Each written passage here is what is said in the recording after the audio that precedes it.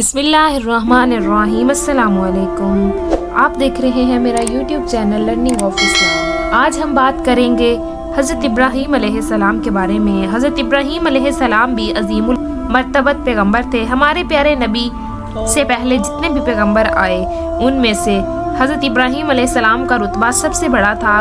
उसकी वजह यह है कि चंद पैगम्बरों के माँ सवा हज़रत इब्राहीम अलैहिस्सलाम की ही नस्ल से सारे पैगम्बर आए। हमारे नबी भी इन्हीं की नस्ल से हैं। हज़रत ईसा अलैहिस्सलाम और हज़रत मूसा अलैहिस्सलाम का ताल्लुक भी इन्हीं से था।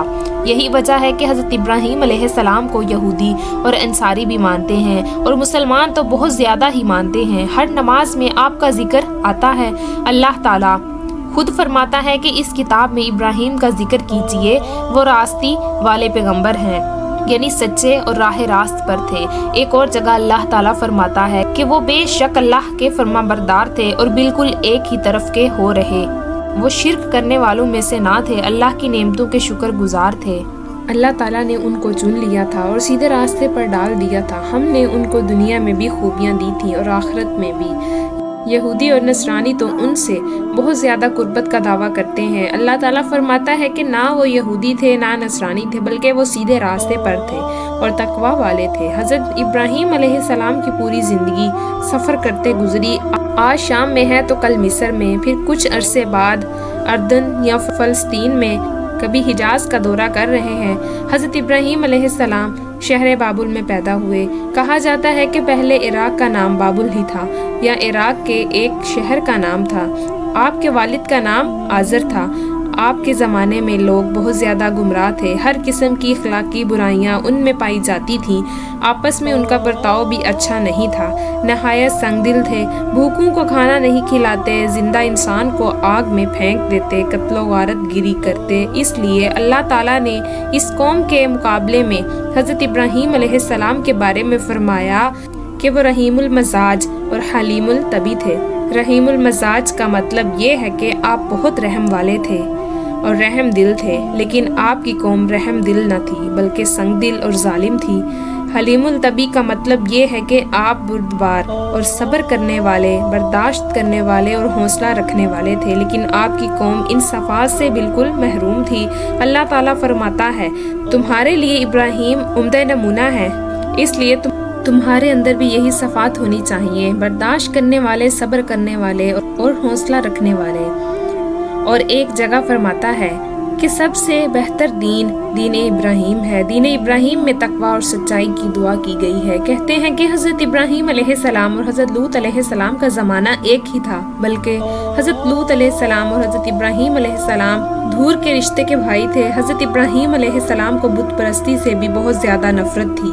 हज़रत इब्राहीम अलैहिस्सलाम के बाप खुद बुत परस्त थे और बुत बनाकर बाजार में बेचते थे। हज़रत इब्राहीम अलैहिस्सलाम ने अपने बाप से फरमाया, ऐ मेरे अब्बा जान, तुम बुतों को पूजते हो, तुम गुमराही में पड़ चुके हो। बाप ने बेटे की बात सुनकर कहा, ऐ इब्राहीम, क्या तू हमारे पास कोई सच्ची बात लेकर आया है या हमसे मजाक कर रहा है? हज़रत इब्राहीम अलैहिस्सलाम ने जवाब दिया, हमारा और तुम्हारा रब वही है जिसने ज़मीन और आसमान बनाया। फिर फरमाया, ऐ मेरे अब्बा जान, तुम ऐसी चीज़ की क्यों इबादत करते हो जो ना कुछ सुने और ना कुछ देखे, ना तुम्हारे कुछ काम आ सके? ऐ मेरे अब्बा जान, मेरे पास ऐसा इल्म पहुंचा है जो तुम्हारे पास नहीं आया। तुम मेरे कहने पर चलो, तुमको सीधा रास्ता बतलाऊंगा। ऐ मेरे अब्बा जान, तुम शैतान की परस्तिश ना करो, शैतान रहमान का नाफरमानी करने वाला है। ऐ मेरे अब्बा जान, मैं अंदेशा करता हूँ कि तुम पर रहमान की तरफ से कोई अजाब ना आ पड़े, फिर तुम शैतान के साथी हो जाओ। बाप ने जवाब दिया, क्या तुम मेरे माबूदों से फिरे हुए हो? बाप ने फिर कहा, इब्राहीम, अगर तुम बाज ना आए तो मैं तुमको पत्थरों से संसार कर दूंगा।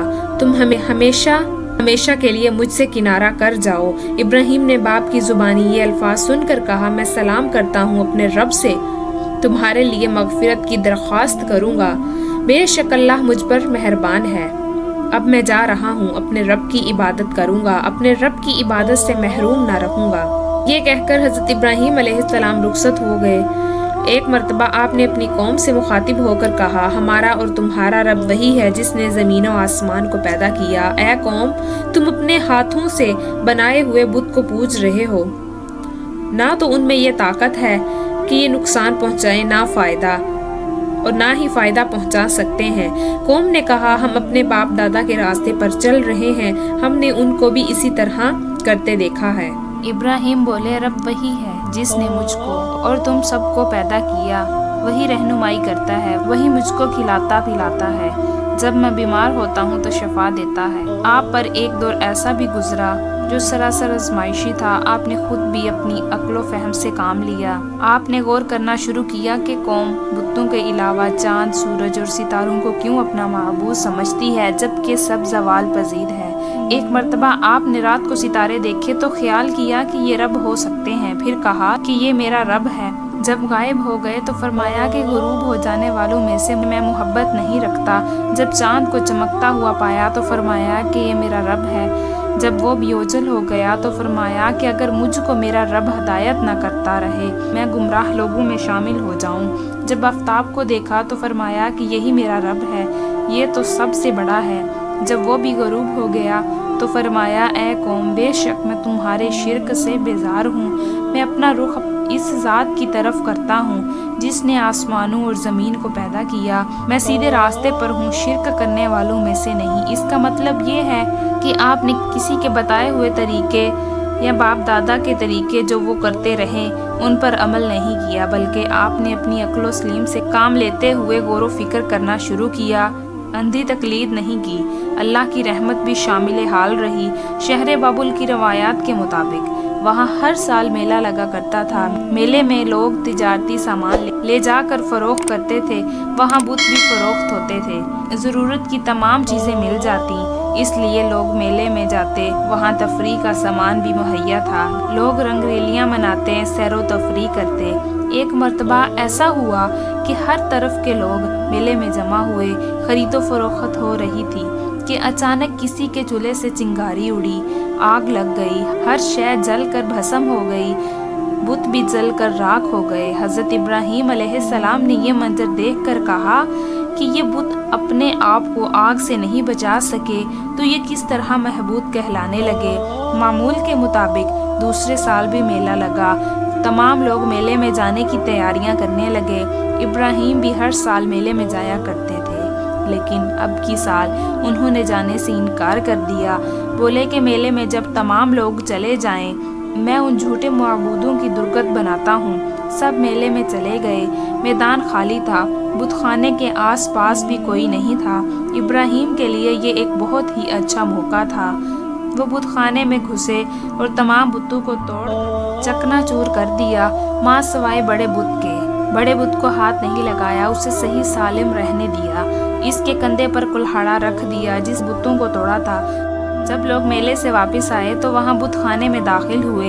ये देखकर उन सबको हैरत हुई। बुत चकनाचूर जमीन पर पड़े हुए हैं। आपस में एक दूसरे से पूछ-गोछ करने लगे, हो ना हो इसमें ज़रूर नौजवान इब्राहीम का हाथ है, क्योंकि वही बुतों के खिलाफ हैं। लोग बरहम हुए, इब्राहीम को बुलाया, उनसे दरियाफ्त किया कि हमारे माबूदों को इस हाल पर पहुंचाया है।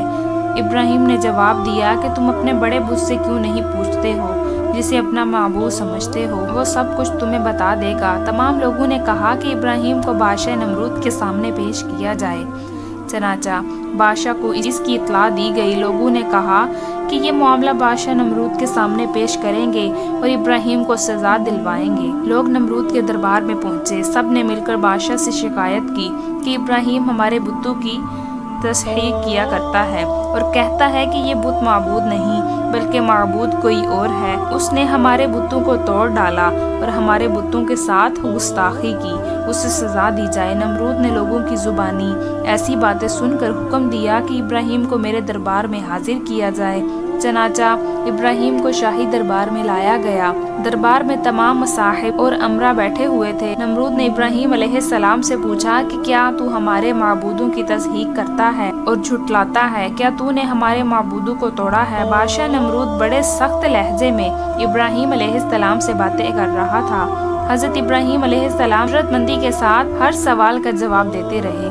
हज़रत इब्राहीम अलैहिस्सलाम ने कहा कि ये सब तुम्हारे माबूद ही बता सकते हैं, उन्हीं से पूछ लो तो बेहतर है। शाही दरबार में सरदार अमरा और मसाहिब सब ही बैठे थे और बादशाह और इब्राहीम अलैहिस्सलाम के दरमियान होने वाली तमाम बातें सुन रहे थे।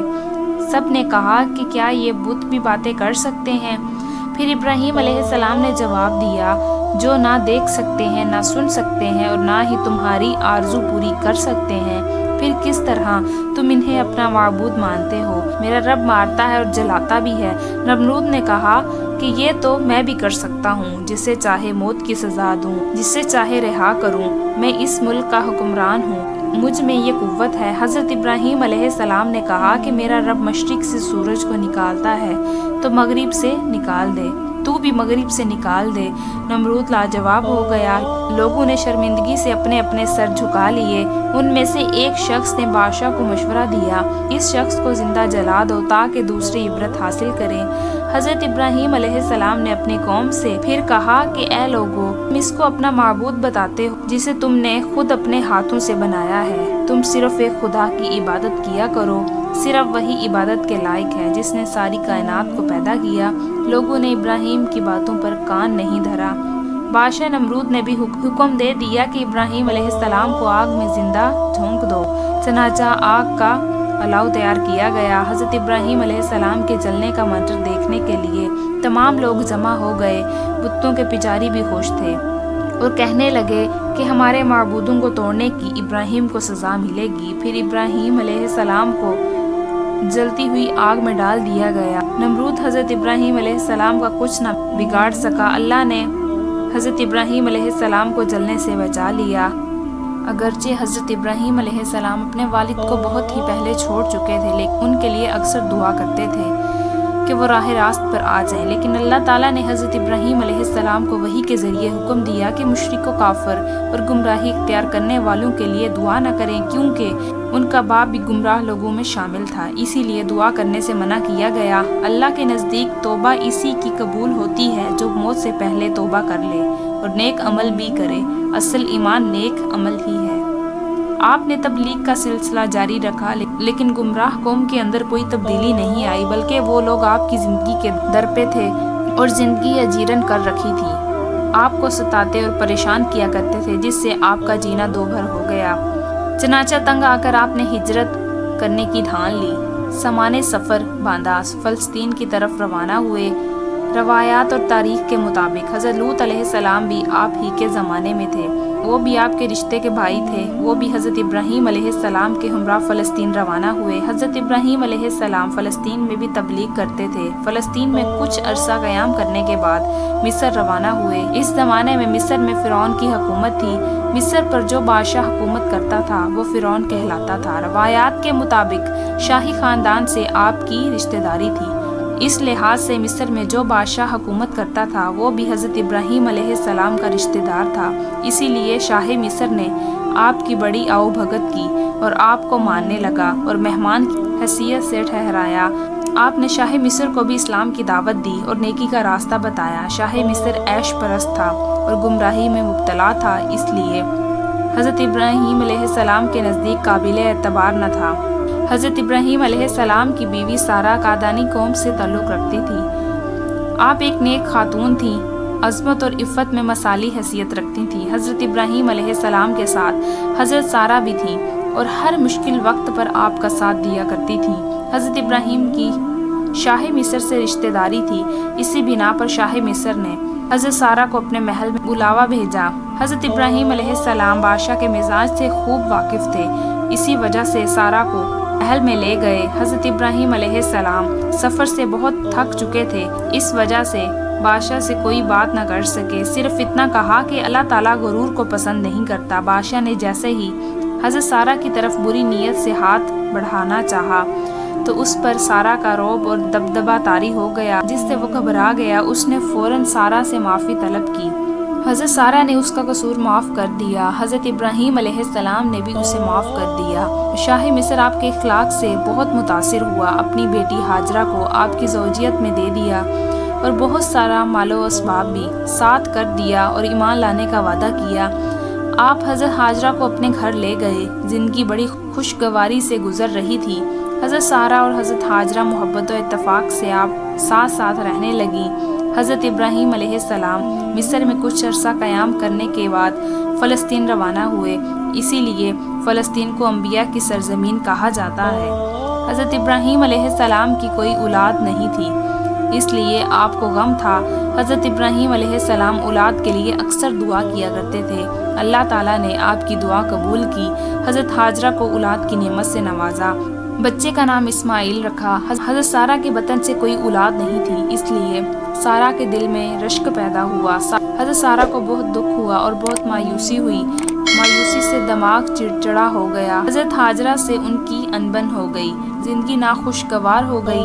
ایک دن حضرت سارہ نے حضرت ابراہیم علیہ السلام سے خواہش ظاہر کی کہ ہاجرہ اور اس کے بچے کو میری نظروں سے دور رکھا جائے۔ سارہ کی یہ تجویز حضرت ابراہیم علیہ السلام کے رنج و غم کا باعث بن گئی۔ حضرت ابراہیم علیہ السلام حضرت سارہ سے بھی بہت زیادہ محبت کرتے تھے، وہ آپ کی پہلی بیوی تھی۔ اللہ تعالیٰ نے آپ پر وحی بھیجی کہ ہاجرہ اور اس کے بچے کو علیحدہ رکھو۔ آپ کو اللہ کے حکم کی تعمیل کرنا پڑی، اگرچہ یہ بات آپ پر شاق گزری، لیکن اللہ کی یہی مرضی تھی۔ اللہ کے حکم کے آگے آپ نے سر جھکا لیا۔ ایک روز آپ اپنی چھوٹی بیوی ہاجرہ اس کے بچے کو لے کر کسی انجانی منزل کی طرف روانہ ہو گئے۔ چلتے چلتے ایک وادی میں پہنچے جہاں چٹیل میدان اور پہاڑوں کے علاوہ کچھ بھی نہ تھا۔ ہریالی کا کہیں دور دور تک نام و نشان نظر نہیں آ رہا تھا۔ ایسے مقام پر پانی بھی نہیں تھا، زندگی بڑی کٹھن تھی۔ حضرت ابراہیم علیہ السلام نے ایک مقام چن لیا اور وہیں پڑاؤ ڈالا۔ آپ اپنے ساتھ پانی کا ایک مشکیزہ اور کھجوروں کی ایک تھیلی لائے تھے، یہی ان کا کھانا تھا، کھجوریں اور پانی کا مشکیزہ۔ حضرت ہاجرہ کے حوالے کیا اور کہا کہ میں اس مقام سے روانہ ہو رہا ہوں، تمہارا اللہ نگہبان ہے۔ جب آپ جانے لگے تو حضرت ہاجرہ آپ کے پیچھے پیچھے دوڑی اور کہنے لگی کہ اس سنسان اور بیابان میں مجھے کہاں چھوڑ کر جا رہے ہو؟ میں کس کے آسرے پر یہاں زندہ رہوں؟ یہاں تو پانی کی ایک بوند بھی نہیں ہے۔ حضرت ابراہیم خاموش رہے۔ حضرت ہاجرہ نے بار بار اصرار کیا۔ آپ نے فرمایا کہ میں یہاں اللہ کے حکم پر تمہیں چھوڑ رہا ہوں۔ حضرت ہاجرہ نیک اور عبادت گزار تھیں۔ جب اللہ تعالیٰ کا حکم سنا تو فرمایا کہ اللہ میری حفاظت کرے گا اور زندہ رہنے کا سامان فراہم کرے گا، مجھے آپ یہیں چھوڑ دیں۔ حضرت ابراہیم علیہ السلام روانہ ہونے لگے تو آپ دیکھتی رہیں۔ حضرت ابراہیم علیہ السلام نے اس جدائی کے موقع پر بھی صبر کا دامن ہاتھ سے نہیں چھوڑا، اللہ کا حکم بجا لائے۔ آپ نے اپنے پیارے بیٹے اور بیوی کو چھوڑ دیا۔ یہ گھڑی بہت آزمائش کی تھی۔ آپ نے اللہ سے دعا کی، اے میرے پروردگار، میں اپنی بیوی بچے کے ساتھ ایسی جگہ آباد ہو رہا ہوں جہاں تیرا مقدس گھر ہے، جہاں کی زمین بالکل ہی بنجر ہے، یہاں کچھ پیدا نہیں ہوتا۔ تو اپنے فضل و کرم سے اس زمین کو قابل بنا دے کہ یہاں پھل پیدا ہوں، تاکہ ہم تیرا رزق کھائیں، عبادت کریں، نماز قائم کریں اور تیرا شکر بجا لائیں۔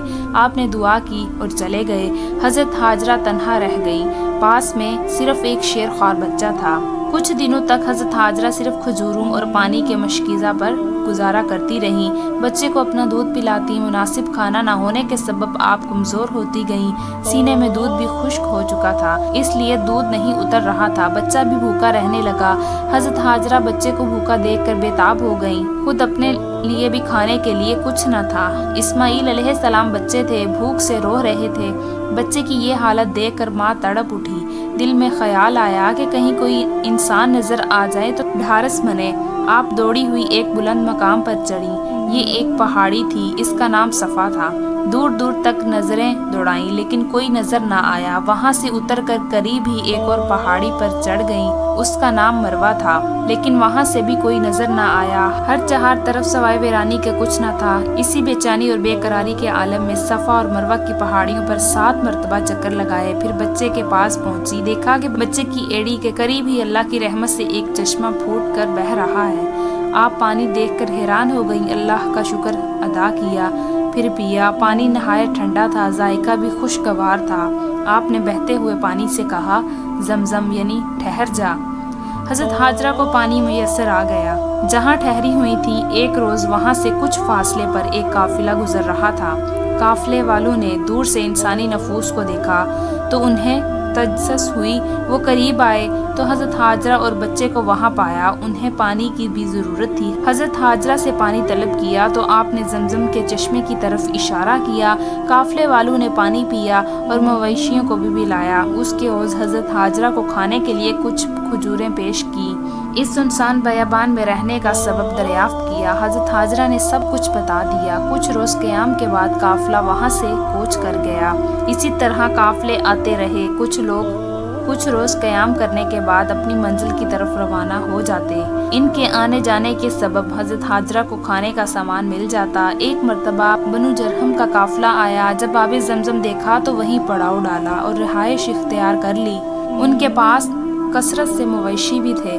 जो दिन गुजरते गए हज़रत इस्माईल अलैहिस्सलाम भी बड़े हो गए। क़िबला बनु जरहम के आने के बाद आबादी कुछ बढ़ गई और एक बस्ती बन गई। हज़रत इब्राहीम अलैहिस्सलाम कुछ अरसे बाद वहाँ पहुँचे तो देखा कि इलाके में कुछ इंसान नज़र आ रहे हैं। उन्होंने अपने बेटे हज़रत इस्माईल अलैहिस्सलाम और बीवी हाजरा से मुलाकात की। इस तरह से आपके आने जाने का सिलसिला शुरू हुआ। आप हज़रत हाजरा के पास भी रहने लगे। हज़रत सारा भी हाजरा की खबर लेने लगी। हज़रत सारा की कोई और औलाद न थी जिससे वो अक्सर गमगीन रहा करती। पहली बीवी के औलाद न होने पर आप भी परेशान रहते थे। आप बेहद मेहमान नवाज थे। जब तक आपके दस्तरखान पर मेहमान नहीं होता आप खाना नहीं खाते। मामूल के मुताबिक आप खाने के लिए मेहमान का इंतज़ार कर रहे थे कि मेहमान आप पहुँचे। आपने मेहमानों का इस्तकबाल किया और खुश हुए। जब आपने मेहमानों के सामने खाना रखा उन्होंने खाने को हाथ नहीं लगाया और बैठे रहे। हज़रत इब्राहीम अलैहिस्सलाम को मेहमानों के रवैये पर हैरत हुई। आप मेहमानों के लिए जानवरों को ज़िबा करते और भून कर उनके सामने रखते। इन आने वाले मेहमानों के लिए भी इसी तरह का इंतज़ाम किया, लेकिन मेहमान खाना नहीं खा रहे। आपके ज़माने में ये रवायत थी कि मेहमान के खाना ना खाने का मतलब ऐलान जंग समझा जाता, इसलिए आपको फ़िक्र लाहक हुई। हज़रत इब्राहीम अलैहिस्सलाम को फ़िक्रमंद देखकर आने वाले मेहमानों ने कहा, आप खौफ ना करें, हम अल्लाह की जानिब से आए हैं। हम फरिश्ते हैं और कौमे लूत को उनके गुनाहों की सज़ा देने आए हैं। आपके लिए भी खुशखबरी लेकर आए हैं। ये सुनकर हज़रत इब्राहीम अलैहिस्सलाम मुस्कुराए और पूछा, ये कैसी खुशखबरी है? फरिश्तों ने कहा कि सारा के बतन से भी औलाद होने वाली है। ये बात सुनकर हज़रत इब्राहीम अलैहिस्सलाम हैरत में पड़ गए और सोचा कि मेरी उम्र 100 बरस और सारा की उम्र 80 बरस है। भला इस बड़ी उम्र में कोई किस तरह औलाद की उम्मीद रख सकता है? लेकिन अल्लाह कादिर मुतलिक है, वो सब कुछ कर सकता है। वो खामोश रहे।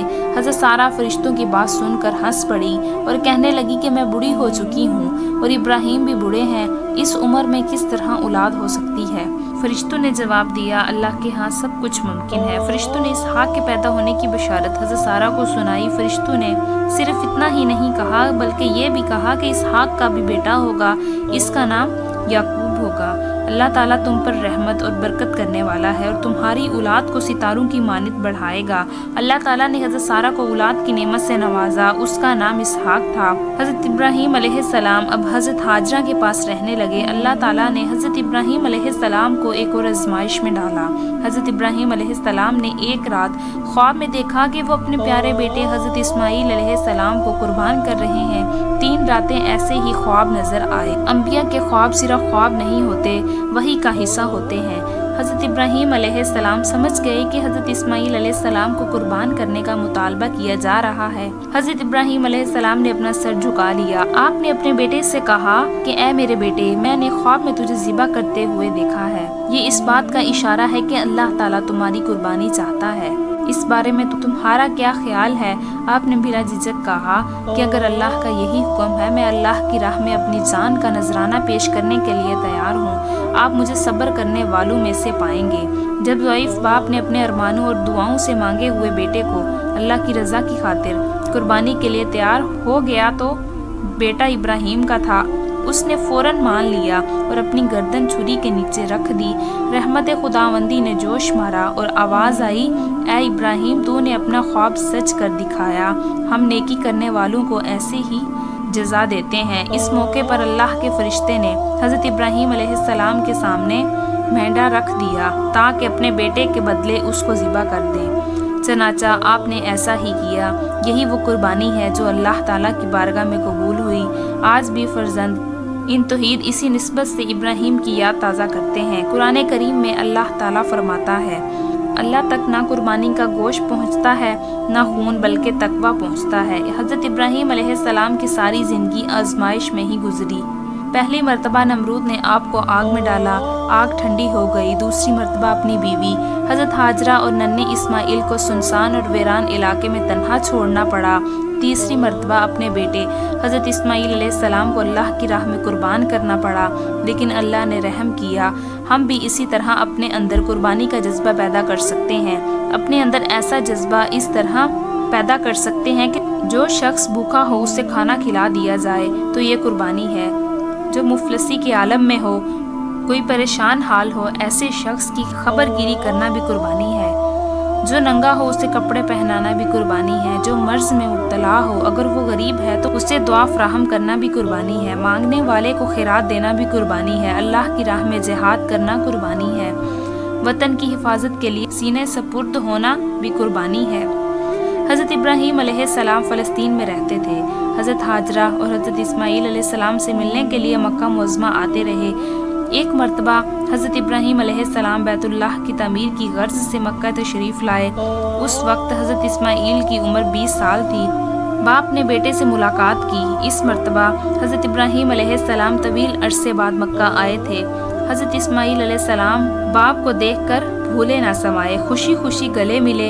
हज़रत इब्राहीम अलैहिस्सलाम ने बेटे से फरमाया, बेशक तेरे रब ने मुझे इसके घर बैतुल्लाह की तमीर करने का हुक्म दिया है। हज़रत इस्माइल अलैहिस्सलाम ने जवाब दिया, अब्बा जान, अल्लाह के हुक्म की फ़ौरन तमील कीजिए। बाप ने फरमाया, रब्बे कायनात ने इस अजीम काम में तुझे मेरी मदद करने का हुक्म दिया है। अर्ज़ किया, मैं हाजिर हूँ, आप कर गुजरिए। चनाचे काबे की तैयारी के लिए दोनों कमर बस्ता हो गए।